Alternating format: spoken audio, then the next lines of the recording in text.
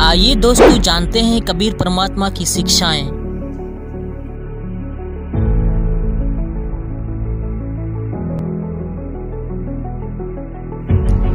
जब भी कबीर जी की दुआएं, चौपाइयाँ, शब्दावली वगैरह सुनते हैं तो दिल को सुकून मिलता है। और ऐसा क्यों ना हो, आखिर उनका ज्ञान, उनकी शिक्षाएं इंसानी समाज के लिए बहुत ज़रूरी है। उनकी शिक्षाओं में अजीब शक्ति है जो हर इंसान को सच्चाई की राह पर चलने पर मजबूर कर देती है। और सिर्फ पूर्ण परमात्मा की हर एक वाणी में शक्ति होती है, जैसे कि कबीर परमेश्वर की हर एक वाणी में हैरत अंगेज शक्ति है। जी हाँ, सही सुना आपने। जैसे आज तक हम एक संत या कवि मान रहे थे, वो कबीर साहब तो पूर्ण परमात्मा है, जिसका सबूत ऋग्वेद मंडल नंबर 996 मंत्र 17-18 में है कि पूर्ण परमात्मा कबीर देव शिशु रूप धारण कर लेता था, लीला करता हुआ बड़ा होता है, कविताओं के जरिए तत्व ज्ञान का वर्णन करने से कवि का एहदा हासिल करता है, यानी उसे ऋषि संत व कवि कहने लग जाते हैं। हकीकत में वो पूर्ण परमात्मा कबीर देव कबीर ही है। उससे साबित होता है कि कबीर साहब भी सिर्फ एक संत या कवि नहीं है, बल्कि वो तो पूर्ण परमात्मा है। आइए दोस्तों जानते हैं उनके द्वारा बोली गई, अमरवाणी द्वारा बताई गई कुछ जरूरी बातें। कबीर काया तेरी है नहीं, माया कहाँ से होए, भक्ति कर दिल पाक से, जीवन है दिन दोए। बिन उपदेश अचंभ है, क्यों जीवत है प्राण, भक्ति बिना कहाँ ठोर है, ये नर नहीं पाषाण।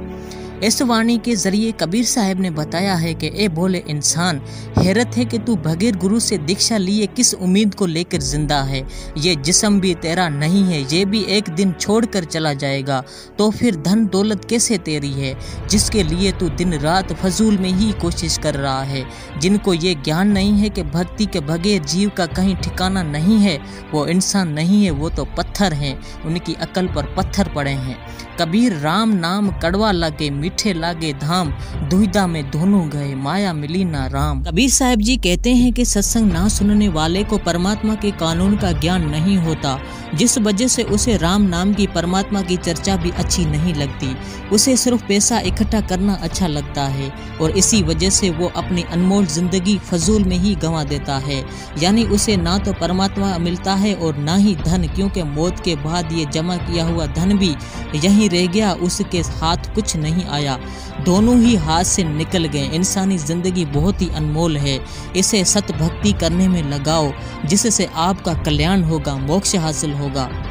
कबीर साहब जी ने कहा है कि मौत बिसारी बावरे तने अचरज किया कौन, तन माटी में मिल जाएगा जो आटे में लून। कबीर साहब जी ने अपनी इस अमृत वाणी के जरिए बहुत ही गहरा ज्ञान दिया है कि ए मूर्ख इंसान, तूने ये कैसा हैरत का काम कर रखा है कि अपनी मौत को बुला बैठा है। याद रख, तेरा जिस्म एक दिन मौत को हासिल होकर मिट्टी में इस तरह से मिट जाएगा जैसे आटे में नमक मिलने के बाद दिखाई नहीं देता। ठीक इसी तरह तेरा नाम व निशान भी दिखाई नहीं देगा। ए इंसान, जरा पिछला इतिहास देख ले। सर्वे समय की लंका थी, रावण से रणधीर, एक पलक में राजबिराजी जम के पड़े जंजीर।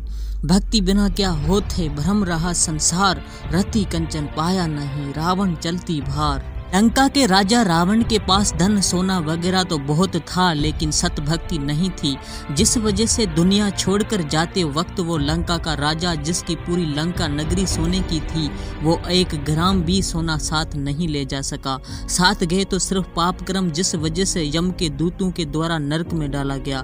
इसलिए ए इंसान, बुरे कर्मों से डर, सच्चे गुरु को धारण करके सत भक्ति कर। वो सच्ची भक्ति ही तेरा असली धन है।